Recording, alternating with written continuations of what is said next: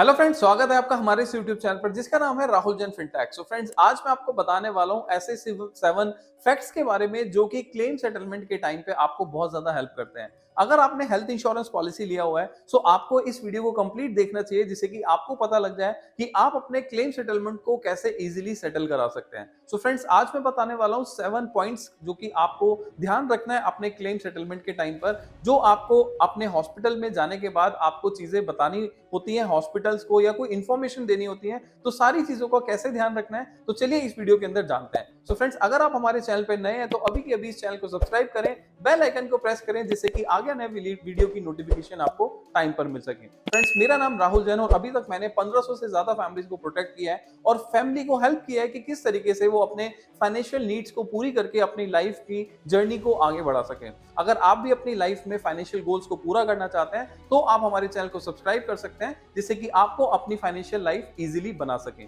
तो फ्रेंड्स, चलिए स्टार्ट करते हैं और जानते हैं कि किस तरीके से आप अपने क्लेम सेटलमेंट प्रोसेस के अंदर किस तरीके से इजीली सेटलमेंट करा सकते हैं। तो पहला पॉइंट जो है वहां पर आपको समझना है कि जब भी हम क्लेम सेटलमेंट के लिए जाते हैं हॉस्पिटल के अंदर तो आपके डॉक्यूमेंट्स की कुछ रिक्वायरमेंट होती है जो कि हॉस्पिटल में सबसे पहले आपसे मांगी जाती है। जैसे कि आप अपने पेशेंट का अपना आधार कार्ड दे सकते हैं, साथ में अपनी पॉलिसी का डॉक्यूमेंट दे सकते हैं या फिर आपकी पॉलिसी का जो हेल्थ कार्ड होता है वो आप दे सकते हैं। साथ में आपको ध्यान रखना है कि अगर आपके जो पेशेंट है उनको अगर कोई पहले से ट्रीटमेंट हो चुका है या कोई सर्जरी है तो आपसे वो भी डॉक्यूमेंट डिटेल मांगी जा सकती है डॉक्टर के द्वारा।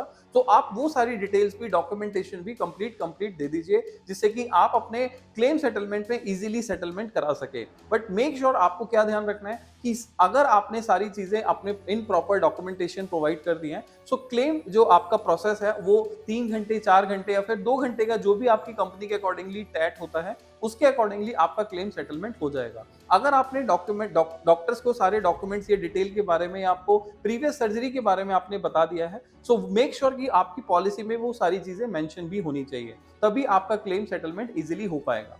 दूसरी चीज आपको समझना है प्री ऑथराइजेशन, मतलब कि जब भी आप हॉस्पिटल में जाते हैं तो कुछ ट्रीटमेंट, कुछ प्रोसीजर्स ऐसे होते हैं जो कि आपको इमीडिएटली जाकर क्लेम में नहीं कर सकते, आपको प्री ऑथराइजेशन की रिक्वायरमेंट होती है। जैसे कि आप मान लीजिए, आपको अगर मान लीजिए कैटरेक्ट की सर्जरी करानी है तो उस केस में आप अपना इमीडिएट बेसिस पर जाके आप इसका अप्रूवल नहीं ले सकते हैं। तो आपको क्या करना होता है, प्री ऑथराइजेशन कराना होता है इंश्योरेंस कंपनी से कि मैं इस चीज का ट्रीटमेंट कराना चाहता हूँ या सर्जरी कराना चाहता हूँ, तो इसका मेरे को प्री ऑथराइजेशन कवर दे दीजिए, मतलब कि आप पर अप्रूवल पहले आ जाता है आपकी सर्जरी से पहले। सो कुछ पॉलिसीज या कुछ प्रोसीजर्स ऐसे होते हैं जो कि आपको प्री ऑथराइजेशन के रूप में आपको कराने होते हैं और उसके बाद में जाकर आप हॉस्पिटल से सर्जरी करा सकते हैं। तो ये हमारा सेकंड पॉइंट जो कि आपको ध्यान में रखना है। तीसरी चीज जो है वो है हमारा क्लेम रिजेक्शन।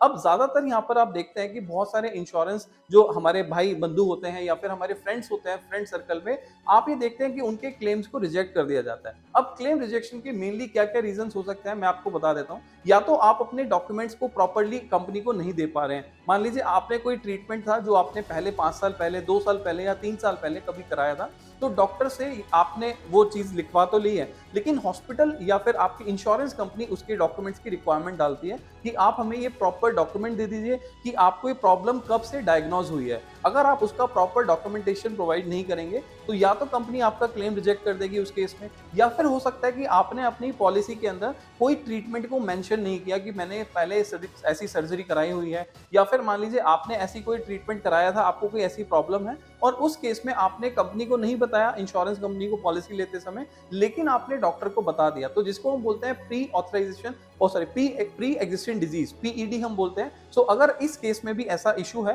तो आपकी कंपनी जो है इंश्योरेंस पॉलिसी आपका क्लेम रिजेक्ट कर देती है। या फिर आप समझिए कि आपने अगर मान लीजिए कोई ऐसी ट्रीटमेंट के लिए आपने चले गए हैं जो कि आपकी पॉलिसी में कवर ही नहीं है। मान लीजिए एग्जांपल के लिए मैटरनिटी कवर अगर मैं बात करूं, अगर आपकी पॉलिसी में मैटरनिटी कवर नहीं है और आप हॉस्पिटल में जाके उसका ट्रीटमेंट के लिए जाते हैं तो उसमें भी आपको कवर नहीं मिलेगा, राइट। या फिर कुछ ट्रीटमेंट है जो 2 साल के बाद कवर किए जाते हैं, जिसे हम वेटिंग पीरियड के क्लॉज के अंदर मानते हैं, स्टैंडर्ड जो हमारे क्लॉजेज होते हैं। बट उसके अंदर मान लीजिए आप 1 साल के बाद इंश्योरेंस कंपनी के पास जाते हैं और मेरे को बोलते हैं कि भाई आपको इसका क्लेम दे दीजिए। सो मेक श्योर कि ऐसे ट्रीटमेंट को अभी कंपनी कवर नहीं करती है, इसकी वजह से भी आपका क्लेम रिजेक्शन हो जाता है।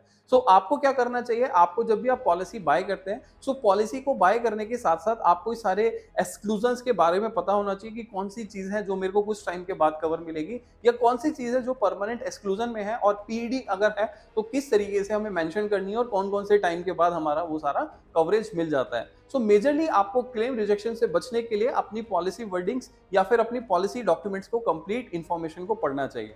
पॉइंट नंबर 4 की अगर हम बात करेंगे, नेटवर्क रिस्ट्रिक्शंस। अब जब भी हम हॉस्पिटल में क्लेम के लिए जाते हैं तो सबसे पहले हम देखते हैं कि हमारा जो हॉस्पिटल है वो हमें कैशलेस फैसिलिटी देगा या फिर रिम्बर्समेंट फैसिलिटी देगा। अब अगर आप देखिए, अगर आप मेट्रो सिटीज में हैं तो मेजरली आपको कैशलेस फैसिलिटी मिल जाती है आपके इंश्योरेंस पॉलिसी के द्वारा। बट अगर आपका मान लीजिए किसी रिमोट एरिया से हटकर आप कहीं और चले जाते हैं और आपको कोई इमरजेंसी केस में अगर क्लेम लेना पड़ जाता है तो मेक श्योर कि आपको अबर सारे डॉक्यूमेंट्स और सारे डिटेल्स डॉक्यूमेंट्स होने चाहिए। अगर आप रिम्बर्समेंट बेसिस पर भी जाना चाहते हैं तो आप वो रिम्बर्समेंट भी मिल जाता है। बट इसके रिस्ट्रिक्शंस क्या हैं? वो रिस्ट्रिक्शंस ये हैं कि आपको समझना बहुत जरूरी है कि कौन सा हॉस्पिटल आपका कैशलेस फैसिलिटी कवर कर रहा है और कौन सा हॉस्पिटल जो है आपको कैशलेस फैसिलिटी कवर नहीं कर रहा है। सो मेक श्योर जब भी आप हॉस्पिटल पे किसी ट्रीटमेंट के लिए जाएं तो पहले से चेक कर लीजिए कि वो कैशलेस फैसिलिटी देता है या नहीं देता है। तो ये सारी चीजें आपको पता होनी चाहिए before going to the hospital. So point number 5 के अंदर हम बात करेंगे डिले इन सेटलमेंट। अब ज्यादातर केसेस में देखा गया है कि इंश्योरेंस कंपनी क्लेम जब डॉक्यूमेंट्स आप हॉस्पिटल को देते हैं तो कुछ केसेस में ऐसा होता है कि डिले हो जाता है आपके सेटलमेंट में। आप मान लीजिए डिस्चार्ज बोल दिया डॉक्टर ने तो आपकी डिले होता है, आपके सेटलमेंट के अंदर आपका कंपनी से पैसा नहीं आता है या अप्रूवल नहीं आता है। तो उस केस में क्या होता है? तो यहाँ पर आपको समझना बहुत जरूरी है, या तो कंपनी के पास बैकलॉग बहुत ज्यादा है, कंपनी के पास बहुत सारे डॉक्यूमेंट्स फाइल्स पड़ी हुई हैं जिनको अप्रूवल करना है, जिसकी वजह से आपका डिले हो सकता है। या फिर रीजन हो सकता है आपने कोई डॉक्यूमेंट्स की रिक्वायरमेंट आई थी लेकिन आपने वो डॉक्यूमेंट्स प्रोवाइड नहीं करे हैं। या फिर हो सकता है तीसरा रीजन यहाँ पर यह हो सकता है कि इंश्योरेंस कंपनी को आपका जो क्लेम है, आपने जो डिटेल्स या जिस चीज के लिए आप हॉस्पिटल में एडमिट हुए हैं, कंपनी को सस्पेक्टेड लग रहा है, कंपनी को लग रहा है कि यार ये डाउटफुल केस है, इस केस पे हमें क्लेम देना चाहिए या नहीं देना चाहिए। सो कंपनी उसको फर्दर इन्वेस्टिगेशन में डाल देती है, जिसकी वजह से कंपनी कहती है कि हम आपको कैशलेस अप्रूवल नहीं देंगे, आप रिम्बर्समेंट में अप्लाई करेंगे तो हम आपका अप्रूवल दे सकते हैं। सो इस केसेस में भी आपका डिले इन सेटलमेंट हो जाता है। सो यहाँ पर आपको समझना है कि डिले इन सेटलमेंट किस किस केस में होता है। तो यहाँ पर पॉइंट नंबर 5 में आपको क्लियर हो गया होगा। एंड अब हम बात करेंगे पॉइंट नंबर 6 के अंदर। फ्रेंड्स, मैं आपको बता देता हूँ इससे पहले, लेकिन बहुत सारे लोग इंश्योरेंस पॉलिसी तो ले लेते हैं लेकिन इन चीजों के बारे में नहीं जानते। और इवन आप में से बहुत सारे लोग अभी प्लान कर रहे हैं, अपनी फैमिली को प्रोटेक्ट करना चाहते हैं, इवन 3 लाख 5 लाख या 10 लाख की इंश्योरेंस पॉलिसी को बाय करना चाहते हैं। और आप में से बहुत सारे लोग ये जानते भी हैं कि आपकी इंश्योरेंस पॉलिसी 500 रुपए पर मंथ से स्टार्ट होकर आपको कितना सपोर्ट कर सकती है, इन केस ऑफ कोई भी इमरजेंसी कैसे सपोर्ट कर सकती है। अगर आप भी देखना चाहते हैं अपनी फैमिली का प्रीमियम और कंपेयर करना चाहते हैं कि कौन सा प्लान आपके लिए और आपकी फैमिली के लिए बेस्ट होगा, सो डिस्क्रिप्शन में मैं लिंक दे दूंगा, आप जाके चेकआउट कर सकते हैं और देख सकते हैं कि आपके लिए और आपकी फैमिली के लिए कौन सा प्लान सुटेबल होगा और कौन सा प्लान आपको ज्यादा बेनिफिट के साथ मिल सकता है। तो बात करते हैं पॉइंट नंबर 6 की, पॉलिसी रिन्यूअल इश्यूज। अब ज्यादातर पॉलिसीज के अंदर जब हम रिन्यूअल के लिए जाते हैं, सो अगर मान लीजिए आपने कोई भी प्रॉब्लम या कोई भी डिजीज जो थी वो डायग्नोज हुई है पॉलिसी के बीच में, तो आपको उसको मेंशन करना बहुत जरूरी होता है। लेकिन इंश्योरेंस एडवाइजर कभी भी आपको ये चीजें नहीं बताता।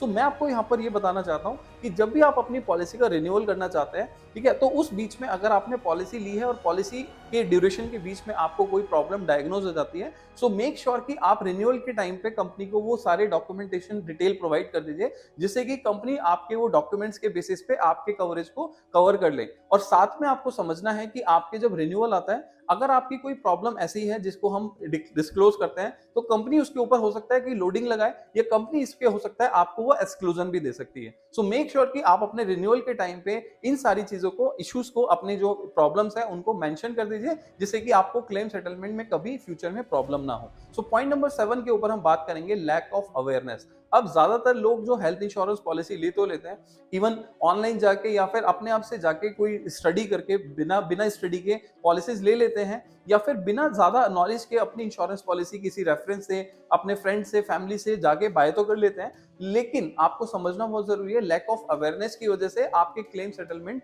में डिले हो सकता है या आपका क्लेम रिजेक्शन भी हो सकता है। तो मेक श्योर कि जब आप पॉलिसी ले रहे हैं तो अपनी पॉलिसी वर्डिंग्स, अपने डॉक्यूमेंट्स, अपनी डिटेल्स को जरूर से गो थ्रू कीजिएगा, जिससे कि आपको फ्यूचर में कोई भी lack of awareness, lack of knowledge की वजह से आपकी पॉलिसी के अंदर क्या वर्डिंग्स लिखी हैं, क्या चीजें लिखी हैं, उसके बेसिस पर आपके क्लेम रिजेक्शंस ना हो जाए। तो फ्रेंड्स मेरा काम है आप लोगों को अवेयर करना, जिससे कि आप अपने क्लेम से, रिजेक्शन से बच सकें। अगर आप भी जानना चाहते हैं कि किस तरीके से आप अपनी फैमिली को प्रोटेक्ट कर सकते हैं, तो डिस्क्रिप्शन पे जाके आप डिटेल चेकआउट कर सकते हैं और मेरी टीम से बात कर सकते हैं और मेरे साथ भी वन ऑन वन मीटिंग करके अपने लिए और अपनी फैमिली के लिए अपना हेल्थ इंश्योरेंस प्लान बुक कर सकते हैं। तो फ्रेंड्स आपको वीडियो कैसी लगी जल्दी से लाइक करें, शेयर करें, जिससे कि और भी लोगों को पता चल सके कि कौन-कौन से हिडन फैक्ट्स हैं जिसकी वजह से आप अपने क्लेम रिजेक्शन से बच सकते हैं। तो जाइए और अपने लोगों को शेयर कीजिए, जिससे कि उनको भी ये सारी डिटेल्स पता लग जाए। सो मिलते हैं अब नेक्स्ट वीडियो में। Till the time be safe, be insured.